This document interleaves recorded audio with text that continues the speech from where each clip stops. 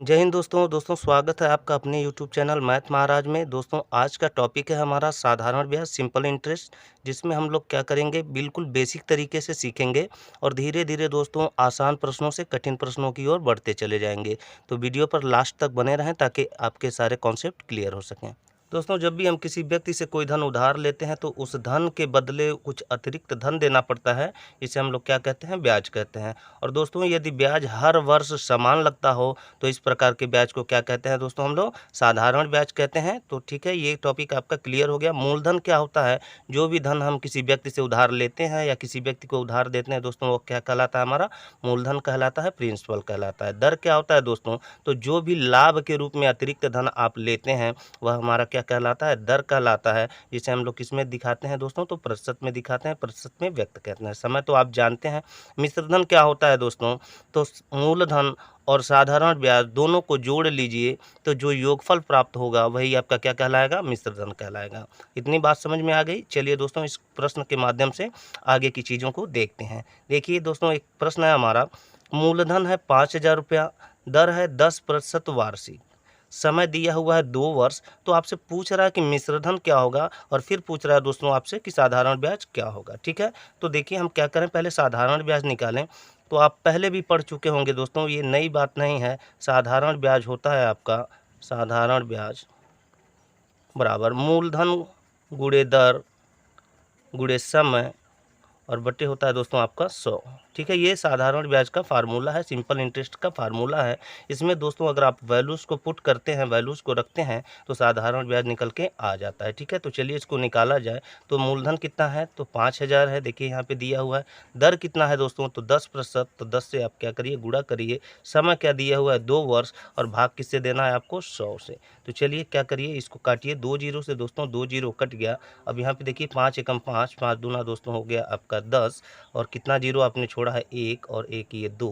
तो 2 जीरो दोस्तों आप बढ़ा लीजिए। तो बताइए साधारण ब्याज आपका कितना हुआ? तो आप कहेंगे कि 1,000। लेकिन दोस्तों आप प्रतियोगी परीक्षाओं की तैयारी कर रहे हैं तो इस लंबे तरीके से सॉल्व करना आपके लिए क्या होगा? समय की बर्बादी होगी। तो आप क्या करें, इसके कुछ कैलकुलेशन मन में ही हल कर लें और उसके बाद से आप प्रश्न को जल्दी से सॉल्व कर दें। ठीक है, तो देखिए इसमें आपको करना क्या होगा।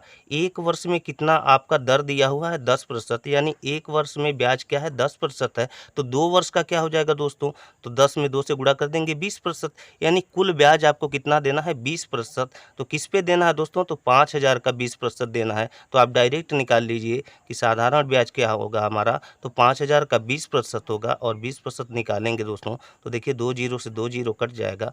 5 में 2 से गुणा करिए तो 10 हो जाएगा दोस्तों। 1 जीरो ये और 1 ये 2। तो 2 जीरो यहाँ पे बढ़ा दीजिए। आपका उत्तर निकल के आ गया दोस्तों 1,000, जो कि हमारा पहले भी आया हुआ था। चूँकि दोस्तों आप कंपटीशन की तैयारी कर रहे हैं तो कंपटीशन में केवल वही छात्र जो होते हैं और सिलेक्ट होते हैं जिनका कैलकुलेशन फास्ट होता है।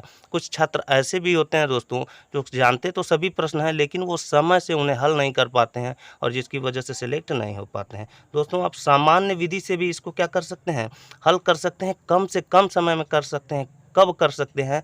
जब आपका कैलकुलेशन फास्ट होगा। ठीक है, तो बात समझ में आ गई। इसको कैसे सॉल्व करना है आपको, जो भी मूलधन दिया हुआ है उसका टोटल आपको दर बना लेना है। कैसे बनाएंगे दोस्तों? तो 1 साल का 10% है तो 2 साल का क्या हो जाएगा दोस्तों? 20%। तो 5,000 का डायरेक्ट आप क्या करिए 20% निकाल दीजिए, आपका साधारण ब्याज निकल के आ जाएगा। बात समझ में आ रही है? इसी प्रकार से आपका कोई भी डाटा है उसका कुछ पार्ट दोस्तों आप मन में कैलकुलेट कर लीजिए और उसके बाद से फटाफट उसको सॉल्व कर लीजिए। ठीक है, चलिए देखते हैं और प्रश्नों को। अगला प्रश्न है दोस्तों हमारा, 400 रुपये मूलधन पर कितने वर्षों में 5% वार्षिक दर से साधारण ब्याज की राशि 100 रुपये होगी? दोस्तों इसको आप जो है सामान्य फार्मूले में रख के भी हल कर सकते हैं, लेकिन आइए कुछ अलग तरीके से करने की कोशिश की जाए। तो देखिए दोस्तों यहाँ पे क्या दिया है, मूलधन दिया हुआ 400 रुपये है और क्या दिया हुआ, दर दिया हुआ है दोस्तों, वार्षिक दर दिया हुआ है 5%। और क्या दिया हुआ है, साधारण ब्याज की राशि दिया हुआ है। पूछ क्या रहा है दोस्तों, समय पूछ रहा है कितने वर्ष में 100 रुपये साधारण ब्याज हो जाएगी। ठीक है, तो देखिए हम क्या करें, यहाँ पे समझने वाली बात है दोस्तों। दर क्या दिया हुआ, 5% वार्षिक। इसका क्या मतलब होता है दोस्तों, यह क्या है, हमारा ब्याज है तो कितने पर ब्याज है दोस्तों? तो आप कहेंगे कि 100 रुपये पे।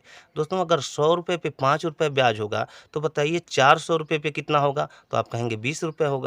तो 20 रुपये होता है दोस्तों ब्याज 1 वर्ष का। तो 100 रुपये ब्याज होगा कितने वर्ष का? 100 रुपये ब्याज होगा कितने वर्ष का। ठीक है, तो आप क्या करेंगे 100 का 1 में गुणा करेंगे और क्या करेंगे दोस्तों 20 से भाग दे देंगे। ऐसा आपने पहले भी करते आया है। तो चलिए भाग दीजिए यहाँ पे 20 एकम 20, 20 25 100 निकल के आ गया दोस्तों आपका उत्तर 5 वर्ष। बात समझ में आई? आशा करते हैं बिल्कुल आपको जो है ठीक प्रकार से समझ में आया होगा। तो देखिए कौन सा ऑप्शन आपका सही होगा, तो सी वाला ऑप्शन बिल्कुल सही होगा। कैसे लगाया दोस्तों हमने? देखिए 100 रुपये का ब्याज है दोस्तों 5 रुपये, 5 रुपये ब्याज है 100 रुपये का, तो दोस्तों कितना ब्याज होगा 400 का, तो 20 रुपया होगा। तो 20 रुपया ब्याज दोस्तों अगर 1 वर्ष का होता है तो 100 रुपया ब्याज होगा दोस्तों कितने वर्ष का? क्या करना है आपको 100 से 1 में गुणा कर लेना है और 20 से भाग दे देना है। ठीक है, उत्तर निकल के आपका आ जाएगा। अगला प्रश्न है दोस्तों हमारा, वह राशि क्या है जिस पर 20% वार्षिक ब्याज दर से 3 वर्षों में साधारण ब्याज 1200 रुपया होता है? क्या क्या दिया हुआ है दोस्तों? तो दर दिया हुआ है 20% है, समय दिया हुआ है 3 वर्ष और साधारण ब्याज दिया हुआ है दोस्तों 1200 रुपये। पूछ क्या रहा है आपसे? राशि पूछ रहा है, मतलब मूलधन पूछ रहा है। तो चलिए इसको भी हम क्या करें, थोड़ा सा अलग तरीके से करने की कोशिश करें। यहाँ पे देखिए क्या दिया हुआ है, 20% वार्षिक ब्याज दर, ब्याज दिया हुआ है दोस्तों वार्षिक कितना 20%। दोस्तों अगर 1 वर्ष में ब्याज 20% लगेगा तो बताइए 3 वर्षों में कितना लगेगा? तो आप कहेंगे कि 20 में 3 का गुणा कर लीजिए तो हो जाएगा दोस्तों आपका 60%। ये क्या है? हमारा ब्याज है 3 वर्षों का। दोस्तों ये हमारा ब्याज है और पहले से ब्याज यहाँ पे दिया हुआ है 1200 रुपये। तो दोस्तों हम क्या करेंगे, दोनों को बराबर कर लेंगे, यह भी ब्याज, तो दोनों दोस्तों क्या हो जाएगा, बराबर हो जाएगा। तो 60% का मान कितना हो गया 1200 रुपये।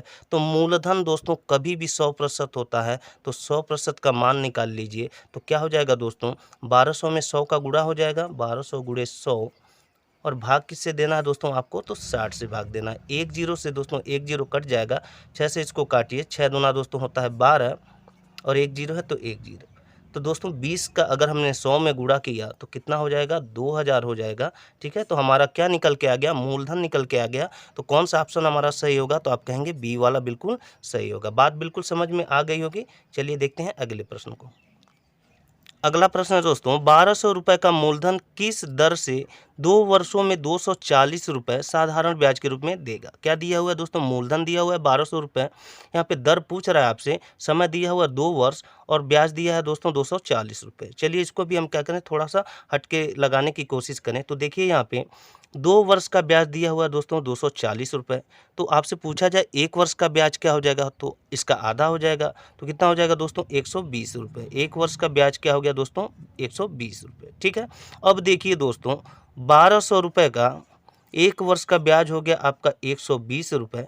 तो बताइए 100 रुपये का ब्याज होगा कितना? तो 120 में दोस्तों 100 से गुणा हो जाएगा और 1200 से क्या हो जाएगा आपका भाग हो जाएगा। चलिए भाग कीजिए दोस्तों, यहाँ पे देखिए, यहाँ पे 2 जीरो से आपने 2 जीरो को काट दिया और 12 से दोस्तों 120 को काटा तो आ जाएगा आपका 10।